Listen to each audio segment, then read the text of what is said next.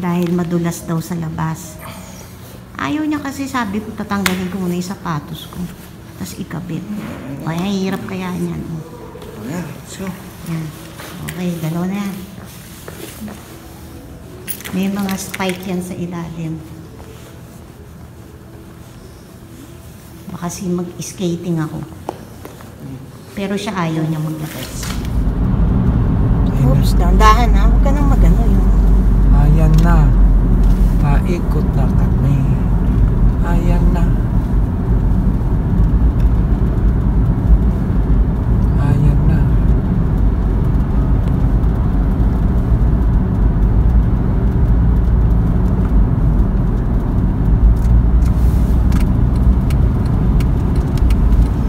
Siyempre. Hindi, tsaka dapat hindi mo bilis.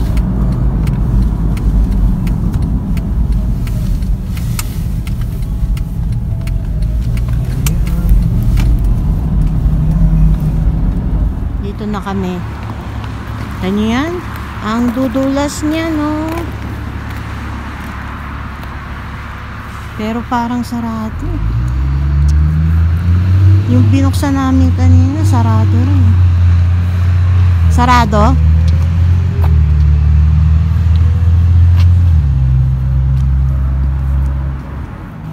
Ha?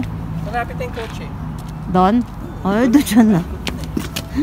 Iikot ka pa naman na. Dahan-dahan ka lang. Ayun, sarado talaga. Sa office niyo. Ano? Ayun, dulas. Pero ito naman, at least may lakaran na ano.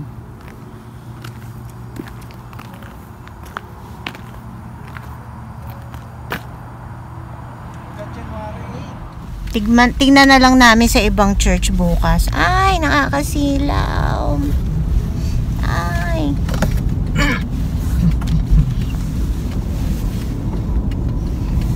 Yan. Hindi pa buo ang mukha ko.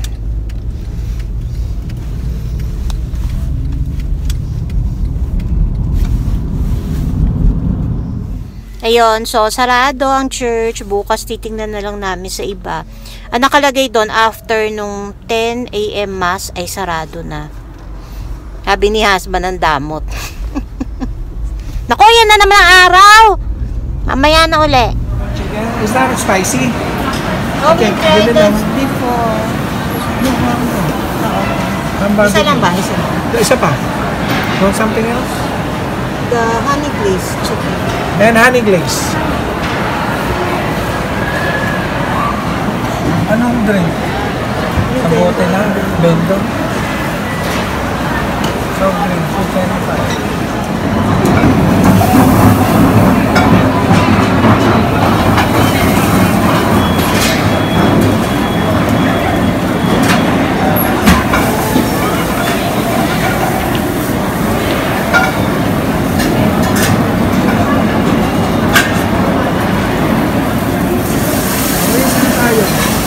Wait lang, nagkukuha.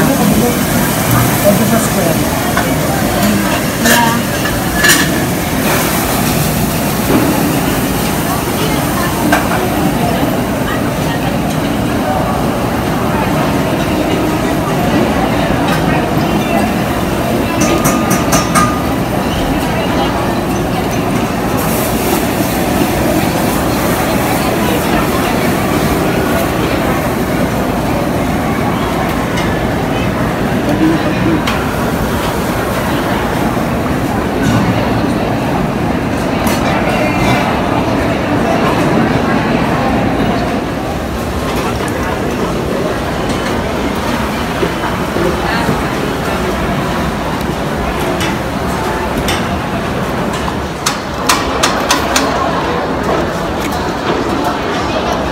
Ano yata to? Honey glazed chicken. Parang hindi yun.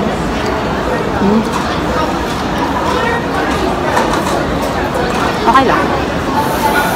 Siyempre, matamis. Kung ganito nila, mukha appetizing lang. Kaya matabang. Matabang? Iniisip mo lahat ng barbecue, di ba? Yan ba yung bourbon?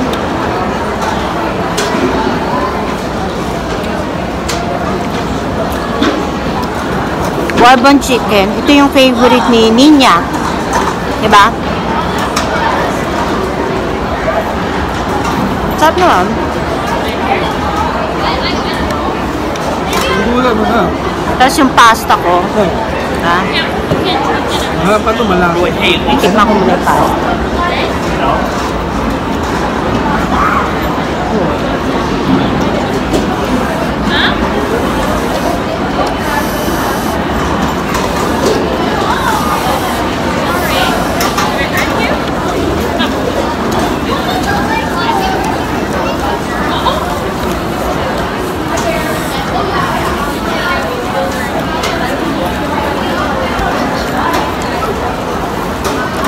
Okay naman, pero medyo matabang siya. Pero yung pinaka-sauce, masarap naman. Parang kulang lang sa salt. Ay.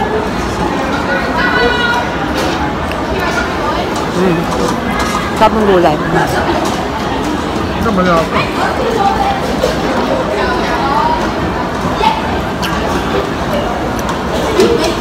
Wala pa.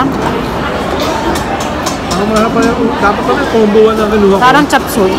Alam mo yung combo 1? Dalawang gulay, isang karne. Eh, hindi mo malang masarap yung gulay. Kakain lang kami. Kumain ako sa itong Mia Pasta. Si Russell sa Bourbon ba? Anong pangalan nun? Bourbon Street. Sa Bourbon siya kumain. Okay, eat lang kami.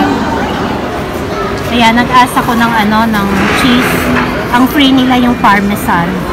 Yung mozzarella, tsaka yung isa pa may bayad daw. So, parmesan yan.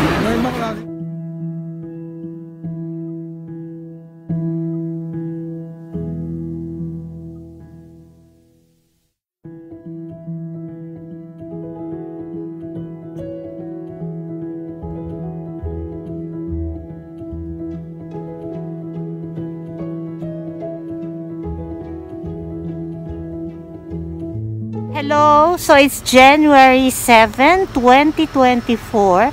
Snowing here in Calgary again. Yan, kagabi pa to. Nag-start mag-snow. Supposedly wala na, pero may konti pa rin flurries. So, ayan, pagkatapos kong magkutkot, si husband naman ang nagkukutkot ng car. Malakas-lakas din to. Ayan o, si husband. Tingin naman dyan. Oo, lamig. Pero ang snow ay powdered. So, madali talaga siyang maalis.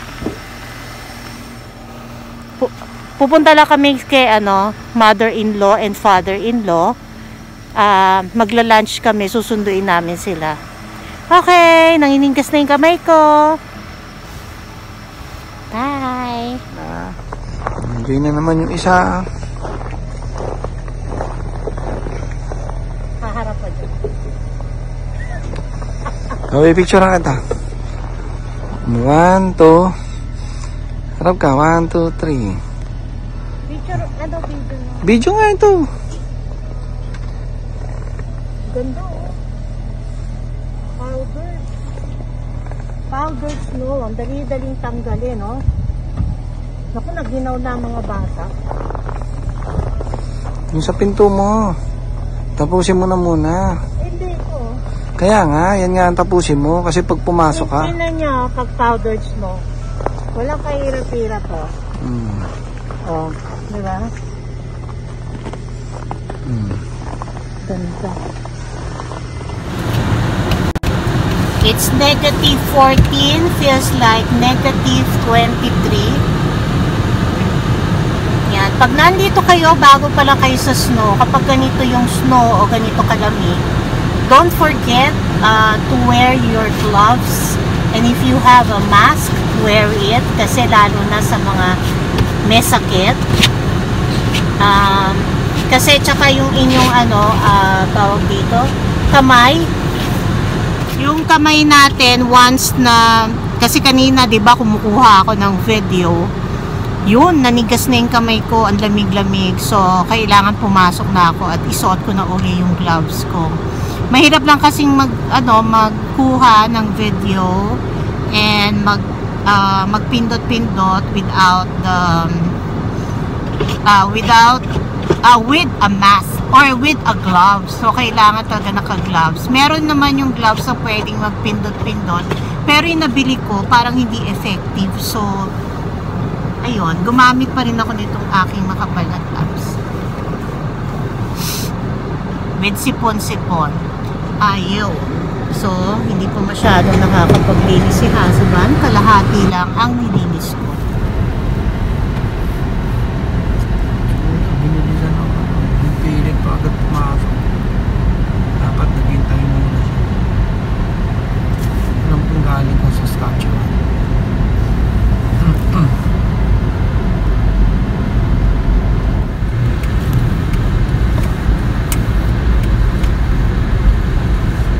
Ito na kami.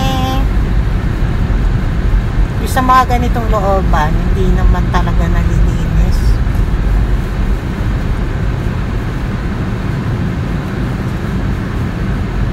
Yan o, sakto.